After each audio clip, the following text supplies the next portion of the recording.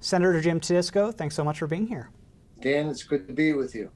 Of course. So I think it's fair to say that you've been one of the most outspoken advocates in terms of trying to get more information about the state's handling of nursing homes.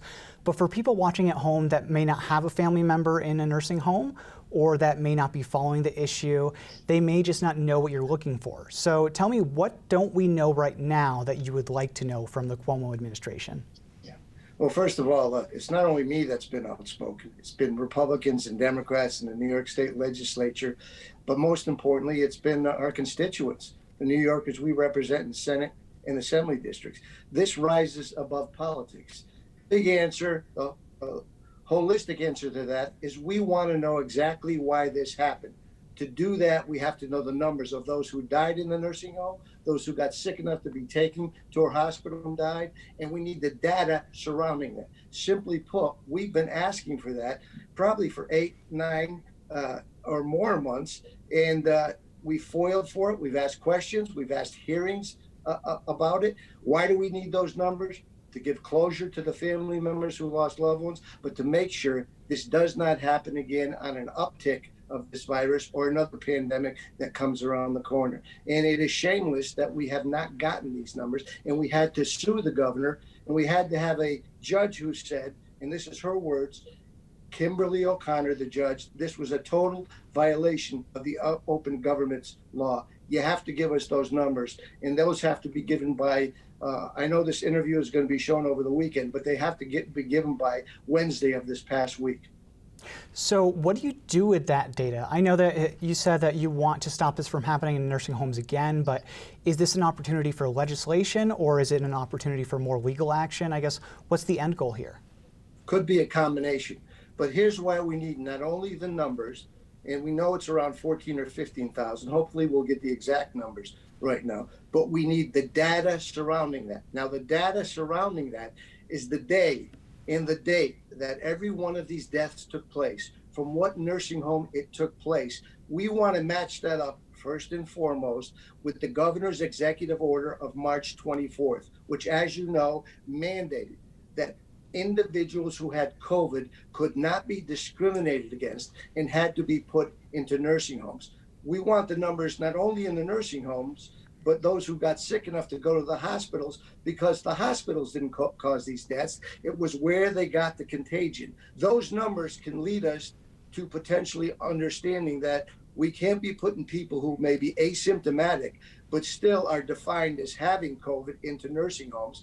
And also we want to look at those who are working in the nursing homes and may have had COVID, but were asymptomatic, and it said, okay, it's okay for you to work in there.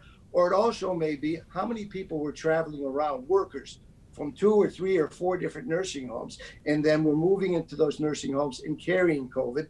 Was it the isolation aspect where they weren't doing that properly in nursing homes at that time? Was it the sanitary conditions? Was it the lack of numbers of workers to take care of the patients and keep them from getting this virus? So that is the significance of these numbers. We want to know why that wildfire took place and what part that executive order had in it, and a lot of other aspects in that time period.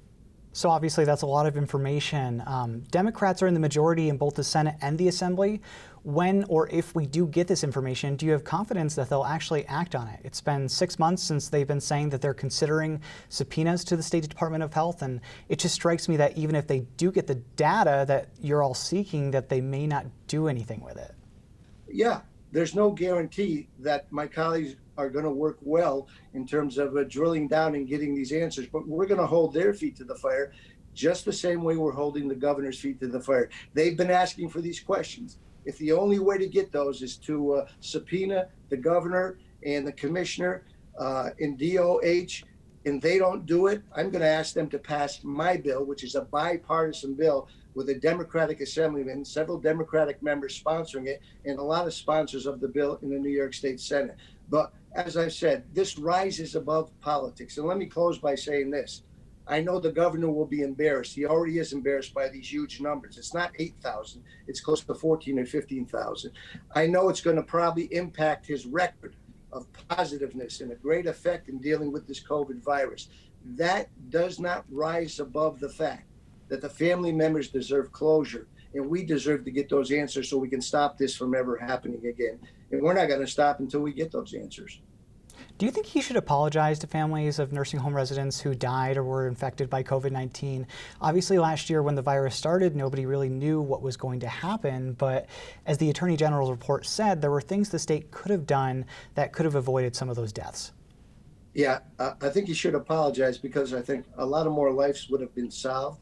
He spent a lot of time writing books, putting football fans in football stadiums. There's a whole bunch of family members who want to visit their loved ones. He could have worked on a plan for a quick test to give a one-on-one and using CDC guidelines to put them in nursing homes to visit the loved ones who are dying, by the way, not only of COVID, but because of heartbreak, and we've been begging him to do that. There's a lot the governor has to apologize for, and he should apologize. Now, one of the things I think I'm going to be doing is creating a bill that creates a penalty, at least a misdemeanor, if a state elected official, including a governor, violates the open government law.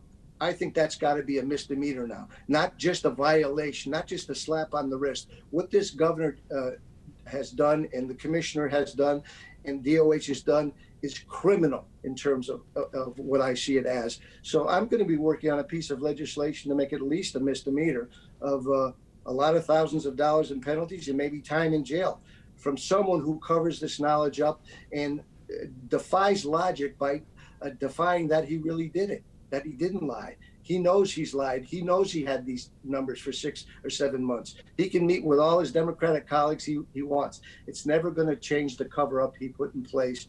And that is shameful. All right, Senator Jim Tedisco, we'll look out for it. Thanks so much for being here. Thanks for having me.